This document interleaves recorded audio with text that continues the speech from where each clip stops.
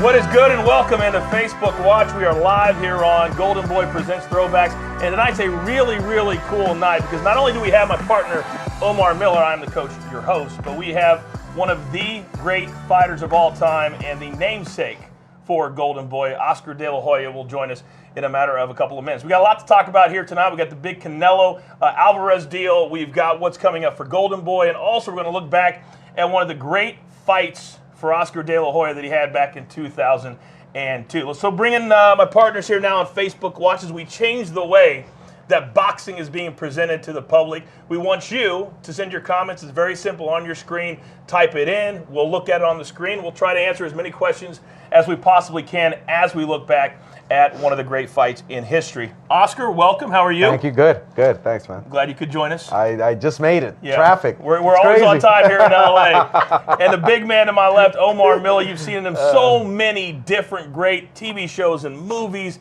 and he's a boxing aficionado. He's here as well tonight. We're going three deep on Facebook Watch. So let's start with you, because we've seen you all over the last couple of weeks, but you really broke the huge news.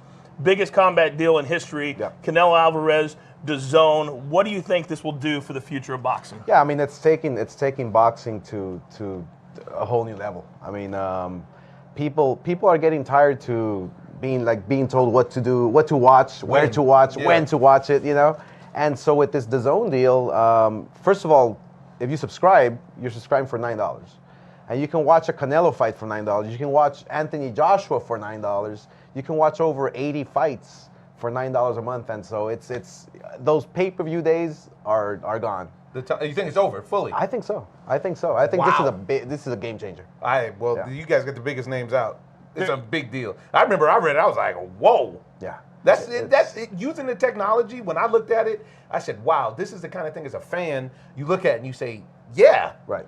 I use the technology for everything else. Well, you know, DAZN wants to be like the Netflix of sports. Right. You know, you can watch Premier League soccer on DAZN. You can watch MMA, and now you obviously have boxing. The biggest stars in DAZN. That's exactly right. Here's the thing: when it comes to streaming and understanding about them, you've got to have content. And live content is king, and that's why the deal that you made with Canelo. How difficult was it, if at all, to get Canelo on board with this model as opposed to the pay-per-view model, which he's been on for so many years? You know, it wasn't that difficult because all he wants to hear is zeros. How many zeros? I was just about to say, right? At 365 million, I don't think it's that difficult to get many people to say yes to anything. But it was funny. It was funny because he didn't understand that this is real. You know, it's like he was like, well, there's no more pay-per-view. I mean, I don't have to really promote anymore. I don't have to go out and do these cities and just focus on the fighting. And so finally we got him to it, you know, and then he signed it, and shit, I mean, it's a game changer. It really you is. You know what, honestly, Eddie seems like, I don't know the cat, but he seems like he's trying to make fights. Yeah. And to me, that's the biggest thing.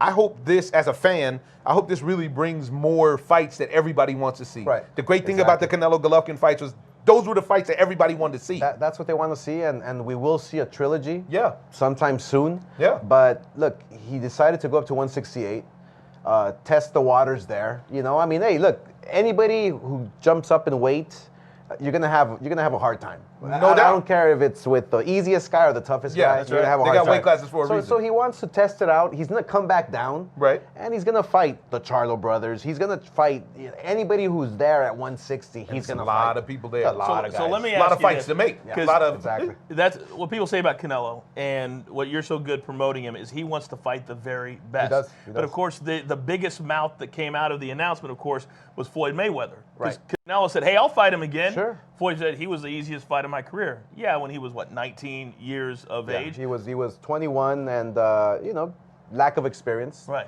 It's like me in my I don't know, prime, calling out Ryan Garcia, who's just 18 years old. You know what I'm saying? You know what I'm saying? Yeah. It's like He's getting his game together. Yeah. So now that he has the experience, now that he has those fights under his belt, you know, it's like, all right, if you want to fight, then come up to 160. Let's mix it up, and we'll see what happens. Do you think it'll be the biggest fight in The history Ever. of boxing. Exactly. Do you think realistically that's a fight that could ever be made? I think so. We talked about zeros. Yeah, he's and, about to go. And there's a lot of money. It's a lot of money in that fight. Yeah. All right. Remember, we are on Facebook Watch here tonight. We do have a question, Oscar, for you before we get to the throwback video. What is the question? There it is right there. How long are you going to keep promoting Canelo from Chris Santiago? Until he retires. Until he retires. He's happy where we're at.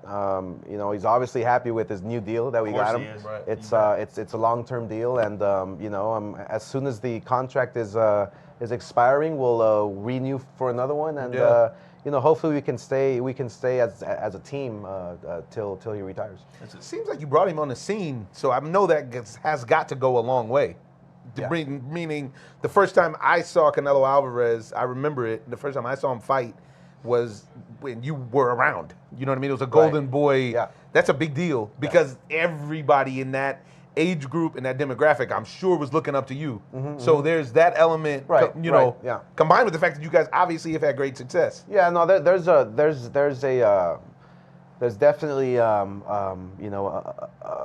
advantage, of being an ex-fighter and having to win world titles and the gold medal and this and that. So fighters look up to me. They can identify with me.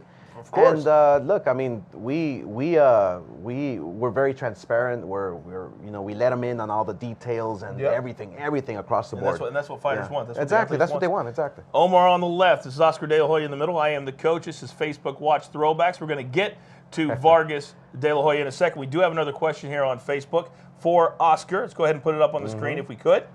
And that's from Manny Cova. Says Canelo to DAZN was a great deal. So more of a statement than and yes, it was a great deal. I mean, look, these $80, $90, $100 pay-per-views are long gone. You know what it feels like to me, man? On the real, it feels like when the music industry had to change. Exactly. Like when you used to they buy went the from CD to streaming. I don't even mean that. I mean like when you You're used to go to when you used to buy CD before the radio single, and that was the only jam you got on the CD for your $20. Exactly. And they eventually had to change because people got tired of that. Yeah, we're not going to do that. We don't go to Blockbuster anymore. We don't go to what, Netflix? Remember the stores and buy the actual videos? store. Yeah, it's all streaming now. Yeah. It's all streaming. I knew you said, I'll make this the last question before we move on, but I know you said, to the point of transparency and taking care of the fighters, bringing them in on things, that you want to be able, because of this deal for Golden Boy, to go out and get other big-name fighters to come in and fight under the umbrella. Exactly. And look, and we work with all promoters. We work with everybody. If you're signed with a different promoter and you want to fight Canelo, and I have no problem with that, as long as we make the fights. Yeah. But I'll tell you one thing. Here at DAZN, you're gonna make a lot of money. I can see that. Yeah. There you go. So every fighter wants to be with us. Every it's a fighter, great formula. I urge fighters to come out. Crazy. There you go. I'm ready to tighten up. Come on down. Omar's your first Sign one. me up some egg whites and some broccoli. I need to drop some pounds and get paid. What's happening? So speaking of fights, you're too much. Speaking of fights that many people thought would never happen. 2002, September 14th. You fought Fernando Vargas, one of the great battles of all time. Before we get to the fight, take us through the lead up to it, because it was very personal. Right. You guys didn't like each other, but it started, you guys trained with each other at one point in your careers. Well, it's funny because up in Big Bear in the mountains where I used to train, I trained there for most of my career. Yeah. So I built this compound there, training facility, and I had my home and my guest houses for my camp and everybody. And so it was funny because about 5 years later, guess who builds his home right next to mine, right behind me, Fernando Vargas. Really? Wow. So that's where it started. He was obviously a lot younger than me. So I remember running into him early in the morning training, and he would just look at me like, okay, we're gonna meet one day. You know what I'm saying? As he should, though. Yeah, and as of he course. should. And sure enough, man. I mean, and right from the start, it's like this guy just didn't like me. He just didn't like me. Yeah, and I think he started to build himself up even back then. As he should, though. Yeah, honestly, of as course. he should. You were completely the man. But Fernando has said there was a personal incident Right. that happened. Which I don't remember. I really don't remember. He says that we were running in the snow. We were running in the snow, right? And so we're running, and he falls on his face, and I start laughing like, yeah, get up. Like, get up, I'm not laughing in his face like, oh, right. As a big brother would. Yeah, but he took that personal, and I'm like, wow. Oh, man. And I bet you that makes it even worse that you didn't remember it. Exactly. I don't remember it. It's a life-changing thing for him. All right, so you said then over the course of several years, you're like, I'm not going to give him this opportunity. I'm never going to fight him. Yeah. What changed that you decided, you know what, it's time to make this fight in 02? He just made it personal. He made it personal, and just the fact that he was a great fighter. Yeah. The fact that he was a great fighter. Yeah. Oh, man. I remember exactly where I was when this fight happened, because honestly, this is around the time that my life changed, because the movie 8 Mile came out. It was my first big gig. And the movie 8 Mile came out on November 8th, 2002. And I remember I was living in West Hollywood.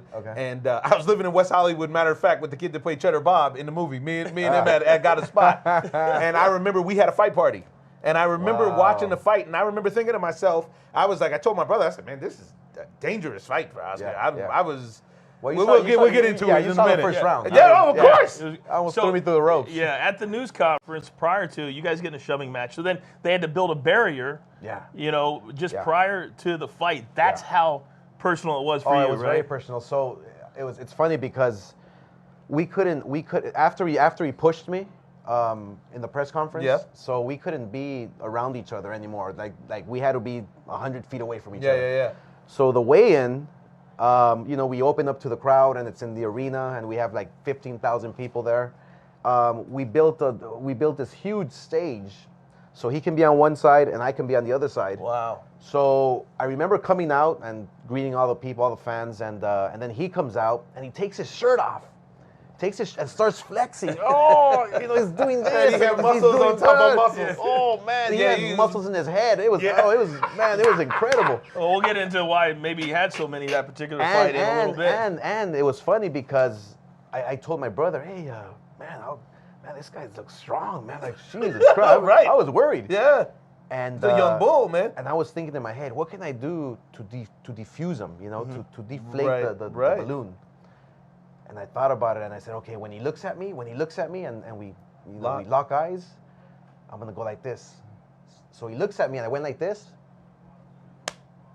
We're kind of telling him, you can't build your chin up. No, you either got that or you don't. That's right. You have no muscles in your chin. Yeah, that's right. That's right. And so when I did that, and he looked at me, he went like this. Really? Yep. He went like this, and I said, I got him. Wow, I got him. That's something. Yeah. We do have one comment here on Facebook before we get to the fight. Let's go ahead and put that on the screen. Jacob Mendoza. Makes the show great, man. Real talk. That's really cool. Yeah, exactly. This was my favorite fight as a kid. Oscar gave me an early birthday present beating Vargas. It was a week before I turned 8. Ooh, and man. now this kid would be 24 now. Wow. Let's go ahead and let's roll the fight now. Go vote, Jacob Mendoza. This was De La Hoya Vargas, September 14th. I couldn't walk for 2 weeks after the fight. Man, this was a rough fight. That was a rough fight. How much pressure did you feel at this moment, right before the bell rang? You know what? I was such in a zone. It was one of these fights where you don't hear the crowd. You don't feel anything. I'm just focused. He wanted it, man. Oh man, yeah. Too much, obviously, when we get into that afterwards, but it was clear just watching that he wanted it. You had over a year layoff, Oscar, before this fight. Were you worried that you would have ring rust? You know what? See right here, man. He wanted me. Look, he wanted to wrap it up. But see, I had that. That shoulder was tough. That chin was tough. Because Floyd Sr. was training me. And I would love to hear, not to spill the beans or anything, but I would love to get your take on him as a trainer. Because the best trainer I've ever had. Honestly. Because, and that's what I wanted to talk about just briefly as we watch the fight, is because, honestly, I actually thought that was going to give you a major advantage to fighting Floyd Jr. When you guys fought. Yeah. Honestly. Well, you know what it was.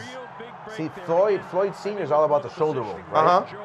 Keep that's the Floyd chin Jr. tucked right behind, But it's hard to get to the chin. It never worked for me. I never liked it. The times I tried it, I would get hit. Okay. So, which made my fights more exciting. I mean, like just like this. People like to see the trade. Yeah, of course. I tried, doing that shoulder roll, but it just wouldn't work for me. But right here, yeah. Right. So what was that shake of the head for? You know, like, it's go time? I took his best shot. Okay. I took his best shot. Ooh, man, that glove I wasn't. Yeah, I almost touched. Wait. Were you hurt at all? No. Zero. Not at all. Zero. No, huh? Zero. Man, that's a tough punch. Yeah, but holding and hitting. Nice dirty work by Fernando. He was a tough cookie, man. We're going to show everybody parts of almost every single round. The first 6 rounds of this fight, Oscar, were an absolute war, great back and forth between you two guys. Yeah, it was. We were just swinging for the fences, man. This is a great fight. I'm telling you on a real, man, this is one of the first times that I saw you.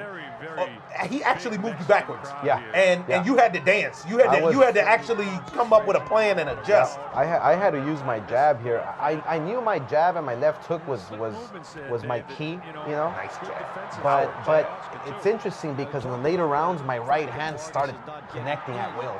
Yes. Yeah. Oh man. Bringing his guard down. You know? So I've heard that Vargas trained for your left and. Yep. And you didn't use it for a while. I didn't use it for a while at all. I kept on using my right hand, kind of making him kind of. I wanted to kind of like freeze him in the moment, you know. That way I could set up my left hook. So it's all calculated. I mean, it's all calculated. We worked at this in the gym. You know, we worked this plan. This plan, it was like we were fighting 3-4 rounds at a time. You know, 2 rounds at a time. Okay, and then we have to adjust. You know. Did you ever watch a fight back? And Omar, you're one of those celebrities that sits in the crowd, and as the camera pans, you can see how into the fight every single person was. They're not taking their eyes off of anything. Could you feel that energy in there? Oh yeah, I can feel it. You know, it's funny because I mean, there's a picture, a famous picture that somebody was hanging from the top. A photographer taking pictures to the bottom. Great. And Fernando Vargas is out on his feet, and the first 5 rows you can see who your friends are. You know what I'm saying? Everybody's like that, and there's something like that. We're like, it's hilarious. It is so funny. See, look, because this is where I felt, honestly, this is where I felt like the Floyd Sr. influence was. Yeah. Because you've taken, at this point, you got hit a lot, man. I remember watching the fight being like, wow. But right here, I wanted to fight him at his own game. You know, right. like all right, okay, let's even see though who that has wasn't bigger. the plan. Yeah, it wasn't the plan. That's why every time I would go to the corner, Floyd would just rip it. I remember. What the hell are you doing? You know, box. He shouldn't be touching you. And I was thinking to my head, man, come on, I want to fight him. We do have a question from a Facebook viewer. Oscar, were you hurt at all? No. I was never hurt. I was in great shape that he never hurt. I'll tell you one thing, he's probably one of the harder punchers that I've faced in my career. Really? But he never hurt me. No. So you saw all the punches? Yeah. Yeah, because see that hook right hand? Yep. He never expects that right hand. Never expects it. And I'm still trying to do that shoulder roll. Yeah. I'm still trying to do it. When I watched it, it was like, damn, is he still figuring it out? Like, should they have not done that? And he's hitting me with he's right hitting you. hands. Yeah. But clearly by this time in the fight, he has slowed down from the first round because, like you said, you took his best shot in that first round. Right. At what point did you know, okay, I'm starting to wear him down? I think I knew in about the 7th round. I was watching it. It was like the 6th. It was like the 6th round when the tide turned. Yeah, these right hands started landing at will, and I kind of knew that because his guard was coming down, little by little, little by little. And those body shots that I was throwing, those jabs, those left hooks, they were affecting him. They were making him drop them hands. Oh yeah. But I was just, I don't know, man. I don't really remember this fight. I was such in a zone. Yeah, it's like I don't remember it. Now, was it focus? Was it anger? Did he make you focus up? Because he put a lot of pressure on you in this fight. He did put a lot of pressure, and you know, good thing is that I trained like there's no tomorrow for this fight. Really? I mean, and I did everything perfect, from eating everything right to going to sleep at 8 p.m. Right. Waking up at 4 in the morning. I did everything just honestly, perfect. you needed it in this fight. Oh, if I didn't do that, then I mean, obviously it would have been a whole different story. When you talk to young fighters now, either in your stable or just guys that call you for advice, the way a championship fight works is when two guys stand and go at it like you two did it in this fight. How much do you relay that to young fighters that if you want to be a prized fighter and you want people to watch you, you need to stand there and fight? Well, it all depends on what you want. I mean, look, if you want to be a legend, if you want to be known as a great fighter, if you want to be known as a fighter who fought everybody or whatever, it just depends what you want. I mean, there's fighters today that want to be famous with 10 fights, because they have freaking social media or It's a whole new world. That's the other thing that I noticed. I thought that's where you were going, Coach. Is that when you watch in the stands, all of the fans, nobody's on the phone because we didn't have the phones. You know what I mean? Like cell phones had just come out at this point, 2002. Oh man, nice shot. Yeah, but you see how loose I was now? Yeah. Yeah. That's what I'm saying. This is what I felt like about you when the fights that you fought with Floyd. You were on your toes, man. You're bouncing. Oh, see that right hand? See, those right hands are just trying to land, trying to wear them down. So what was your corner telling you at this point? Oh. He never saw that coming after 7 rounds. He wouldn't see that right hand coming. He thought I was just on his right eye. He thought that I was a left-handed fighter. That's it. Huh. Fernando Vargas. This had to be an overwhelming situation for him.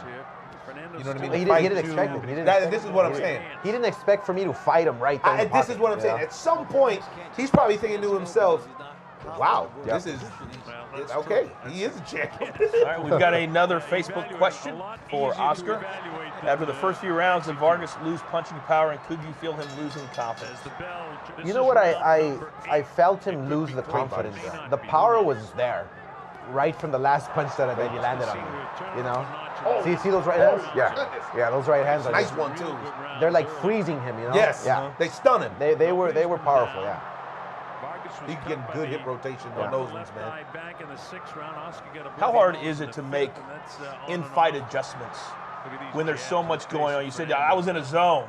So how hard is it to break it down, slow it down, and change maybe something that's not working to something that is working? It's hard, man. It's not easy. It's not because see the adrenaline, the punches coming at you. You have to be. You're wide awake. You're wide aware, and you have to make adjustments while somebody's punching at you. It's hard. I mean, anybody who can do it, my hat's to him. No, because it's not easy. It's not easy. My question to you is this: now you're super loose. You're throwing your punches. Now you're going to the body too. At what point of a fight like this are you no longer concerned with, what, he might catch me? Because watching it from the outside, at this point in the fight, you're no longer concerned with catching a big shot. Yeah, I think right from the start, when I felt his power, I said, because I have a pretty good chin. Yes. I have a pretty good chin. So, but when I felt his power, I said, you know what, I can take it. As long as I can clinch my jaw, yeah. So I wasn't really too worried about being knocked out. Yep. I was worried about being beat up, but not being knocked out.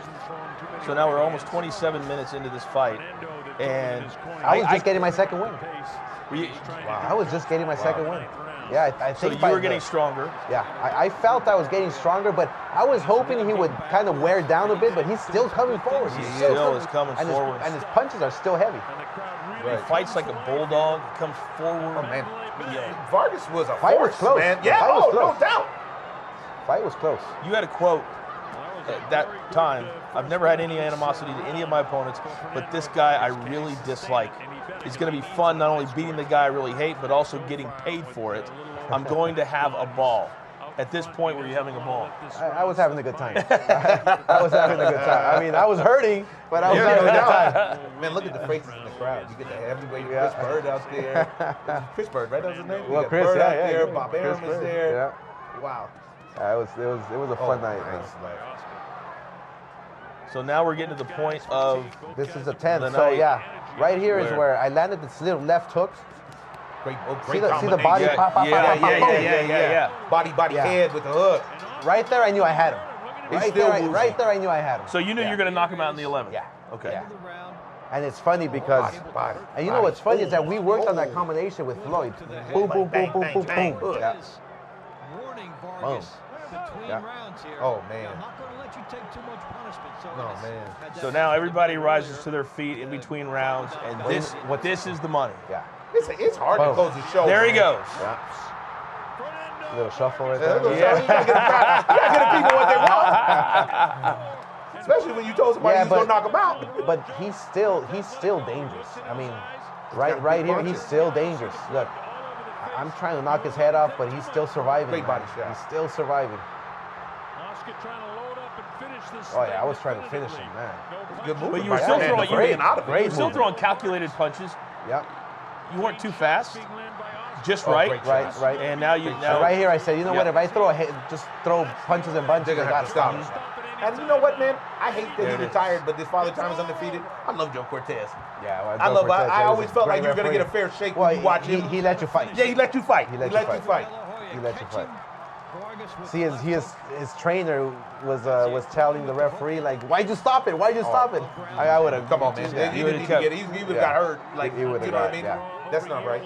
See, but that little check left hook, kind of like you feinted here and then boom, you come up here. Worked perfectly.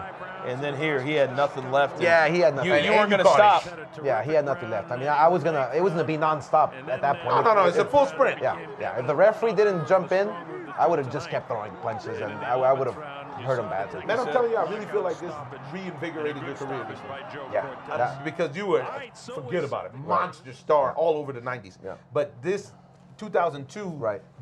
I really felt like this extended not only your career ability-wise, because you know how it is. There's so much about it is public perception, and it's not just what you can do. Right. You got to show the public because the public is onto the new thing. Right. Exactly. You know? Exactly. It's like this fight here. It's not that I had to prove something, but it felt like that though. It felt like it. Yeah. From the outside. Exactly. I'm telling you, from watching, I didn't know you at the time. Right, You know what I mean? right.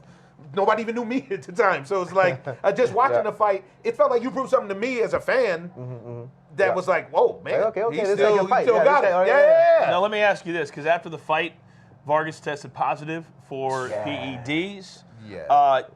Did you heavy have one. any, The heavy one, any man. suspicions? Anabolic, the old ones, like the horse Yeah. tranquilizer. Did you have Old school. suspicions at the time? Man, when I heard the news, I kind of told myself, like, man, I knew it. Yeah. Those punches were abnormally Vicious. heavy. Yeah. For They a were guy vicious. his size. Yeah, they were vicious. All right, we do have another question from a Facebook viewer, and we certainly appreciate all of you sending in your questions. From Jacob Ray. Are you and Vargas cool now? Yeah, man. We're buddies, man. Yeah. Really? Yeah. Oh, big time. You know, he changed his life around. I've he seen went to him. Vegas. I think he lives in Vegas. Yeah. Yeah, he's awesome guy. Straight-laced dude now. And you Awesome know what? guy, yeah. I've heard from boxers, Best I'd love of to get friends your now, take on this. I've heard from boxers that, in my limited messing around in the gym just to get in shape, I've heard from boxers who say, you know what, you learn more about a guy that you go toe-to-toe with than people that you grew up with. Yeah. Like there's something that that's happens true. in the Oh, square yeah, circle. there's that's a like, special bond. That's you're bonded for life. I mean, it's like Mickey Ward and Arturo Gatti. You know. Yeah. They were bonded for life. You can't mention one without the other. Yeah, exactly. And so, me and Fernando, I mean, we had an amazing war in that ring. But the good thing is that we're friends now. We're cool. He trains kids out there in Vegas. Yeah. We promote them. We work hand in hand. It's pretty cool. It's pretty awesome. I think that's the thing that you said at the start of this show, that you say we'll work with any promoter, we'll work with anybody. Yeah. I think that's kind of how you're changing the game. Not only doing stuff here on Facebook, now to Zone, you're working with anybody and everybody. Is that the mentality that we want to be the company, the guy that says we want to be the centerpiece of boxing moving forward for all the right reasons? For the right reasons. I mean, that's we wanna make sure that the fighter is confident and comfortable, that we're doing the right thing for them. Right. That's the bottom line, because when you hear about the Don Kings of the world and this and that and what he did to Mike Tyson and Julio Cesar Chavez and he ain't the first or the he's last. not the first or the last, exactly. But the fact that I'm a promoter, the fact that I was a fighter, it shows the fighter that, look, I've been there, I've done that. I know how it's like to be treated wrong from a promoter. Yeah. I'm not gonna do that. It's not in my character, I got something to throw at you that is completely off script, but this is something me and my brother talk about on the podcast. With that in mind, why can't the boxers organize some kind of union of some sort? Because you see guys, and I stuff like this breaks my heart. Well, now they're trying to do it with the UFC. Yeah, but that's what I mean. All combat sports guys. Yeah. You see guys, and you can go. You know this, but you can go in gyms all across America, and you'll see a guy that you paid $100 for a pay-per-view that's stumbling around the gym that doesn't have medical care, that, you know what I mean? It's like he's in a bad way. And it's sad. It's very sad. It's very sad. That's why it's important what you're doing. It's not just, you know what I mean? Obviously, you're good. Yeah. But I'm saying that, you know, there's a lot of boxers who are not good. Right. No, the majority of them. The majority of them, man. I have a funny story, not a funny story, but a crazy story. I was like 7 years old. I went to, or 8 years old. I went to 108th and Broadway. It's a really rough area. Well, I mean, South Central's a rough part of town. But the gym there, I mean, you had great sparring. So I walked in 8 years old with a trainer, and I see Kid Chocolate, the original Kid Chocolate. He was probably about 70-something years old. Yep. In the corner. Nobody paid attention to him. Nobody knew who he was. Yeah, he had asking for money. You know, I went up to him at the Broadway gym. At the Broadway gym with B-Bell and those dudes. But you know what's crazy? Yeah, exactly. Yeah. So I asked him, sir, you know, because my dad was with me, and he told me, hey, son, that's the man. That's the man. Yeah. You know, do you have any advice for me, or can you tell? He goes, kid, just make sure you keep your money. Wow. That's all he told me. Wow. That's all he told me. You know. So you're right. You're right. The fighters need some kind of union. They need something. Some protection. Some protection. Yeah. Something. Maybe that's a fund or something. You know what I mean? Yeah. Hopefully it can happen soon. We do have a lot of comments we want you to comment on before we get out of here tonight from Facebook viewers. What was your greatest accomplishment? Olympic gold medal. Olympic gold medal. Wow. Oh, that medal nobody can take away from me. No. Nobody can take it away. Because it's hanging in the third. Oh, that's a copy. Yeah, that's a copy. I got the OG at home. Another one here from a Facebook viewer wants to know, Oscar, was there any fighter you did not want to fight? No. I was up to fight anybody. If they were the best at the time, I'll fight them. Fired up. I was like Mikey, the cereal commercial. Give it to Mikey. He likes it. Quickly on that note, what do you make of fighters now? And I think Floyd's the guy that everybody points to, that he could have fought Pacquiao 3 times and made $600 million. Yeah. That because they're so worried about the zero or the loss column, that they forget about, you said it earlier, the legacy part of it, the battle-tested part of it, the being the warrior. That's what we remember. I don't remember records, to be honest. Hey, look, Sugar Ray Leonard, Sugar Ray Robinson, the Muhammad Ali. Time, Sugar Ray Robinson. I mean, everybody has lost, but they lost because they fought everybody. They fought everybody, and in their prime. You know That's that old adage in boxing. The only reason you haven't lost is you haven't fought the right guy yet.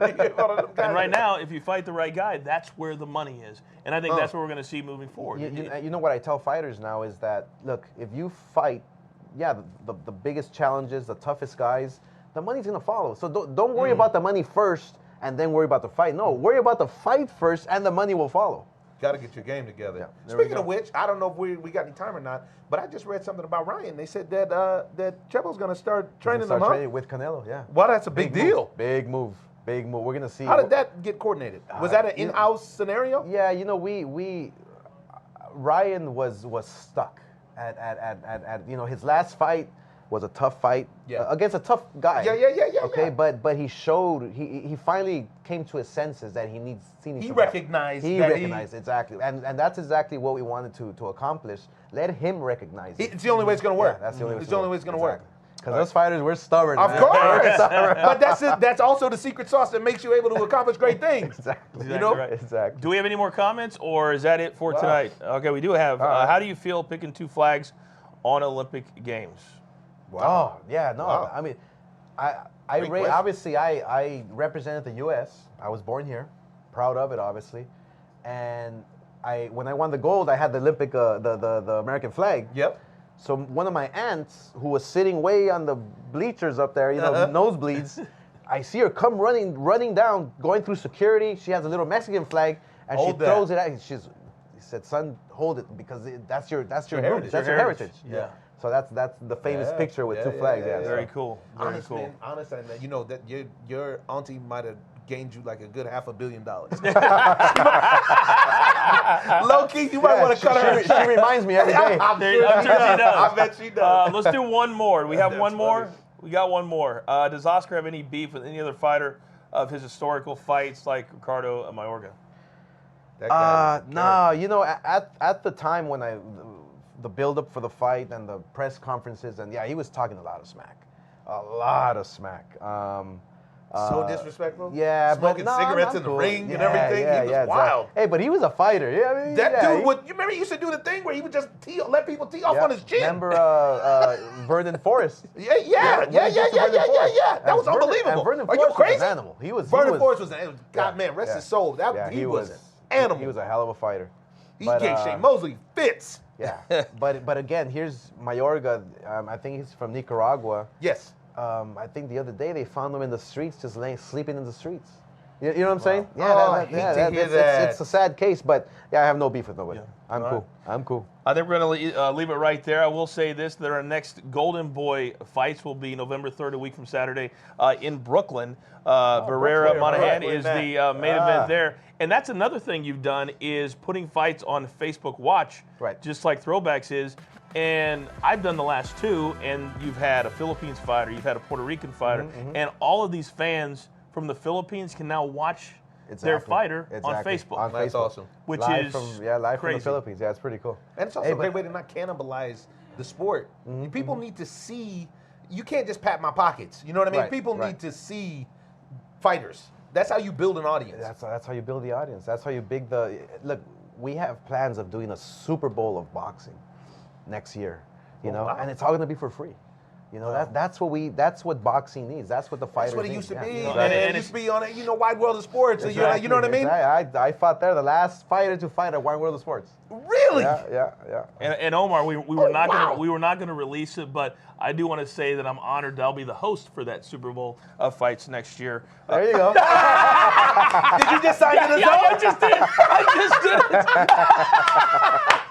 Damn. All right, we're going to head out of here. In the next 6 weeks, we've got Tito Ortiz, Chuck Liddell, and then you got Canelo in New York in December. What's your next 6-8 weeks going to be like? Oh man, well I do all kind of. I'm everywhere. I just do all. As you should be. But yeah, we're just planning for next year. I mean, we're gonna be really busy with the DAZN deal. We're cutting a big Facebook deal now for next year, and so we're busy. 11 fights is a lot of fights to fulfill. Yeah, you know. But every event that we do, we're gonna do like 20 fights underneath. Oh yeah, that's the great thing about DAZN. You're not just gonna see 3-4 fights on paper on the DAZN. You're gonna see 20 fights from if you want to watch from 2 p.m. to 9 p.m. Watch as long as you want to watch. As long as you want to watch.